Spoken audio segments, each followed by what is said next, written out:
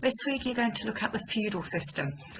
This was a system that William brought over with him after the conquest, of England, and it's a style of how a country is kind of governed. It's how the different people fit together. All right, nowadays we have what we will class the system as a class system. So we might say that we have working class, we have middle class, and then we have upper classes. In Britain, in the medieval times, this was called a feudal system. So it wasn't quite the same, but it was that system. It was more of like a class system, the way people fit together.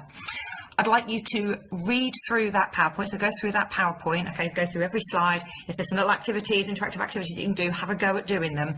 Once you have looked all the way through the PowerPoint, all right, then click on the next video, for today, and that will explain the task that you need to do.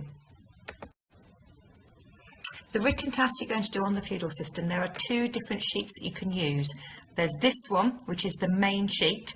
If you're finding this one extremely difficult, then there is a differentiated one which has got more with the words and the gaps to fill in. I would like as many of you as possible to have a go at this one, all right, the harder sheet, where you've got to put your own ideas in. What you're going to do is you're going to divide the triangle into 3 sections. So, well, actually, we're going to have it into 4 sections. Of the king at the top. So you're going to have the king at the top. You're then going to have a section for the barons. The knights stroke lords, because the lord of the manor were also the soldiers. So the knights is their second name. And then right at the bottom, you've got to put the peasants. In each of these speech bubbles, you're going to explain what that person gains out of the feudal system, but also what they have to do in return. All right. A bit more difficult for William, because obviously he gets everything anyway. All right, so he owns all the land. He gives some of his land to the Norman barons. In return, they must give him soldiers and money for an army. They must also swear an oath of loyalty to me. So that's telling me what William gains out of it and what he does, for the treaty. So if we move down to the next speech bubble down, which would be the barons.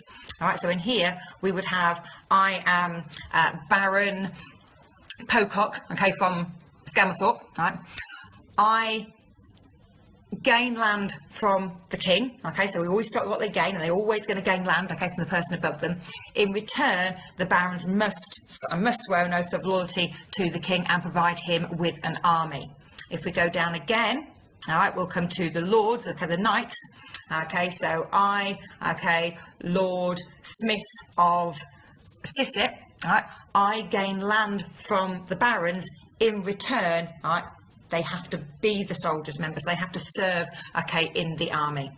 And then if we go right down to the bottom, at the bottom here, I, peasant, I, again, gain land. They all gain land, from the person above. So they gain land from the lord. But in return, they have to pretty much do everything, So they farm for the lord, they have to fight for him if need be, all right? They are controlled by the lord, all right? So I'd like, by the end of the lesson, for you to have your own completed copy of how the feudal system works, with explanations of what each person gains and what each person has to do in return, all right? So that's your work for this lesson.